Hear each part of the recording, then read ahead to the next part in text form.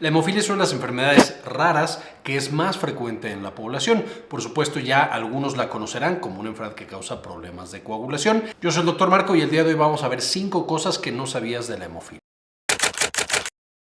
Y empezamos por el principio, ¿qué es la hemofilia?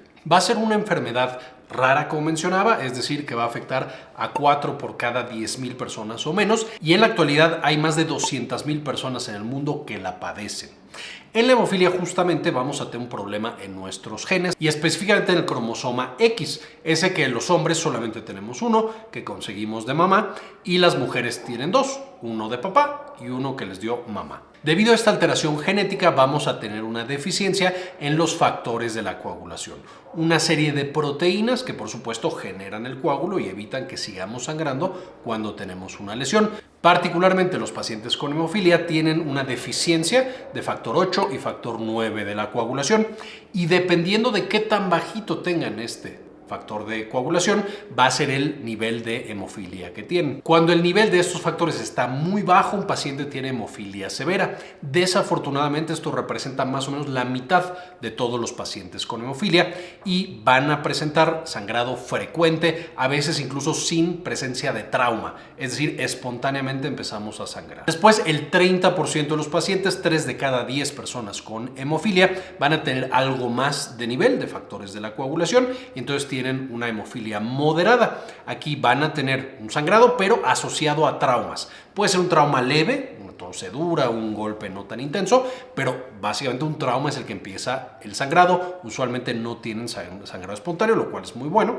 Y finalmente, un 20% restante van a tener hemofilia leve, en los cuales tienen más o menos buenos niveles de estos factores de la coagulación. No van a presentar sangrados de manera espontánea ni con traumas leves, pero si tienen algún procedimiento, una cirugía, procedimientos dentales o se cortan con algo o alguna otra cosa, van a seguir sangrando mucho más de lo que sería normal. Y una vez más, afortunadamente este es un porcentaje del 20% de los pacientes van a tener este tipo de hemofilia leve. Y esta hemofilia, al ser una enfermedad genética, por supuesto se va a manifestar toda la vida de los pacientes. Desde que nacen muy chiquitos, al cortar el cordón umbilical, pueden tener un sangrado excesivo, particularmente los que tienen hemofilia severa, o también bebés que están llenos de moretones todo el tiempo, por todos lados, ante golpes muy pequeñitos o incluso sin golpes.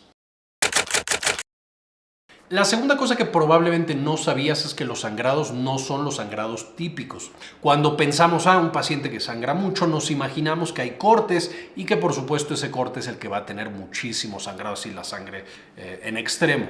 Sin embargo, no necesariamente va a ser así el sangrado por hemofilia.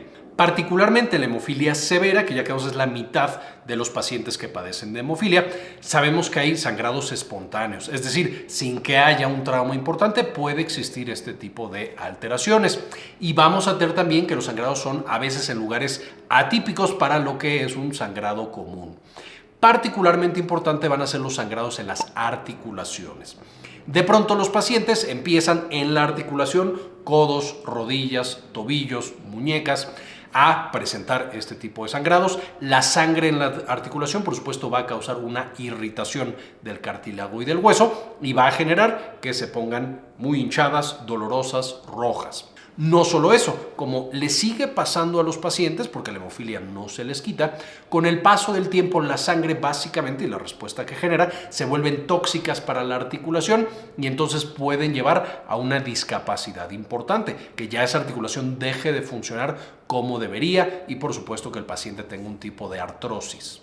Y por lo tanto, los pacientes con hemofilia tienen que estar todo el tiempo pendientes de cuando tienen dolor en las articulaciones o cosquilleo o sensaciones extrañas, porque tienen que ir a revisarse para descartar que tengan un nuevo sangrado. Si lo tienen, se tiene que atender lo más rápido posible para evitar el daño a la articulación y por supuesto también van a requerir con el paso del tiempo rehabilitación en esas articulaciones para no perder la función de las mismas. Además de los sangrados en articulaciones, vamos a tener sangrados en muchos otros tejidos y partes del cuerpo. particularmente de importancia clínica en sistema nervioso. De pronto, de manera espontánea, pueden tener sangrado en cerebro o en meninges y llevarlos, por supuesto, a complicaciones importantes, a, si no se detecta a tiempo, que el paciente tenga confusión, somnolencia y estar letárgico, que no se puede despertar, a tener incluso convulsiones en algunos tipos de sangrado, a tener datos de meningitis como rigidez en el cuello, dolores de cabeza muy intensos que no se quitan con terapia tradicional, y de ahí en el resto del cuerpo. Van a tener, por ejemplo, en ocasiones tos que presenta sangre o acumulación de sangre en pulmones. En sistema gastrointestinal también pueden sangrar, entonces vomitan con sangre o evacúan con sangre. Pueden tener diferentes trastornos de la motilidad gástrica y dolor abdominal constante por estos sangrados. Pueden tener también sangrado a través de vías urinarias, ya sea por supuesto en la orina o a través de los genitales. En el caso de las mujeres es raro que presenten hemofilia tal cual la sintomatología. Sin embargo, cuando se llega a presentar, los periodos menstruales pueden ser muy prolongados y no detenerse. Finalmente, además de que los sangrados tal cual, la presencia de sangre en el cuerpo puede llevar a todas estas manifestaciones y síntomas, evidentemente también el hecho de la pérdida de sangre nos lleva a complicaciones. Entonces los pacientes pueden presentar, no necesariamente para cuando sangran, pero después presentan anemia, fatiga, cansancio, falta de glóbulos rojos y por lo tanto de oxígeno, y requerir algo para suplementar justamente toda esta sangre que están perdiendo por los sangrados constantes y en ocasiones severos que han presentado. El tercer punto importante es, por supuesto, el tratamiento. Y el tratamiento, se imaginarán que si ya sabemos que al paciente le hacen falta los factores de la coagulación, por supuesto se le pueden administrar ciertos tipos de factores de la coagulación. Además de los factores de la coagulación tradicionales, hay muchas otras intervenciones, algunas bastante novedosas para el tratamiento de la hemofilia. Esencialmente lo que estamos buscando con estos tratamientos es, número uno, que el paciente tenga una menor frecuencia de sangrados. Número dos, que los sangrados duren menos tiempo y sean menos severos, es decir, que no tenga sangrado, por ejemplo, en articulaciones, en sistema nervioso, gastrointestinal tan importante, etcétera, etcétera. Vamos a buscar en el tratamiento también que si ya hubo algún tipo de daño, por ejemplo, en las articulaciones o alguna otra parte, este pueda revertirse, pueda mejorar la calidad de vida del paciente y su capacidad funcional. Y es por esto que el tratamiento de la hemofilia en la actualidad está tan desarrollado y es también ya tan individualizado. Cada uno de los pacientes afectados por esta patología van a tener necesidades diferentes y por lo tanto diferentes tratamientos que los van a ayudar más o menos. Además, conforme va pasando el tiempo, un paciente puede llegar a requerir cosas diferentes. A lo mejor al principio un tratamiento era muy bueno, pero más adelante tiene que cambiar por alguna razón o tiene que agregar otros aspectos, de nuevo, dentro de esta terapia individualizada, que es a lo que los pacientes pueden aspirar en la actualidad. Y número 4, ¿quién atiende y quién diagnostica a la hemofilia? Probablemente algunos de ustedes esto sí lo sepan porque es lógico pensar que si la enfermedad es de la sangre, no coagulamos bien, por supuesto es el médico hematólogo el que va a ser el encargado de coordinar toda la atención médica de ese paciente. Entonces, en muchas ocasiones el médico hematólogo es el que hace el diagnóstico y el que coordina al resto del equipo médico. Pero como ya hemos estado platicando, vamos a necesitar de muchas otras especialidades, incluso a veces personal que no es médico, para poder darles a estos pacientes una buena calidad de vida y que por supuesto tengan vidas mucho más felices. ¿Quiénes son estos superhéroes que van a trabajar junto con el médico hematólogo para atender a estos pacientes con hemofilia? Número 1, por supuesto, es el médico genetista, que muchas veces va a permitir el diagnóstico, saber exactamente qué parte del gen, qué parte del cromosoma es el que se vio afectado. Y también va a dar la consejería, es decir, cuál es el riesgo, que ahorita también lo vamos a platicar, de que los hijos de esa persona también puedan padecer esta patología, pensando que de nuevo está en los genes, está en los cromosomas y lo podemos transmitir. Además, el médico ortopedista, por supuesto, también implicado en el tratamiento de las alteraciones de las articulaciones. El equipo de radiología para justamente encontrar estos sangrados tanto en articulaciones, sistema nervioso como otras partes del cuerpo.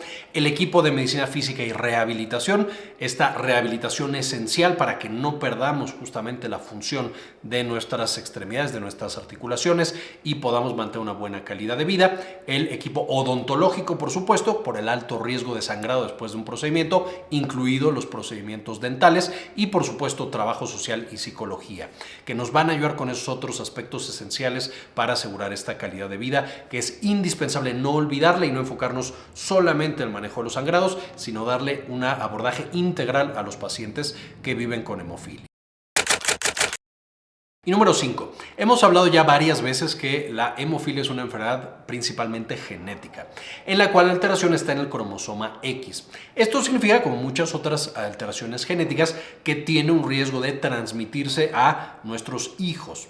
Es por esto tan importante la asesoría genética de un paciente con hemofilia, para saber cuál es el riesgo que tiene, una vez que tenga bebés, de transmitir esta patología. En términos generales, la persona que transmite la hemofilia va a ser la mamá, la mujer. Entonces, ¿por qué? Porque nos va a transmitir estos mismos cromosomas X. Cuando mamá le transmite a sus hijos hombres el cromosoma X, que tienen la alteración, como los hombres solo tenemos ese único cromosoma X, los hombres van a estar afectados por la hemofilia. Van a tener las alteraciones de la coagulación y todo lo que he platicado que tienen los pacientes. Cuando la mamá le transmite el cromosoma X a las hijas y el segundo cromosoma X está sano, esa hija no va a tener hemofilia clínica, sino que va a ser portadora. Es decir, lo va a transmitir a sus hijos hombres, en términos generales, y lo va a hacer portadoras a sus hijas mujeres. También importante recordar, si la mamá tiene este otro cromosoma X sano, ese es el que le puede pasar a sus hijas o a sus hijos, entonces la probabilidad de ahí solamente es del 50%.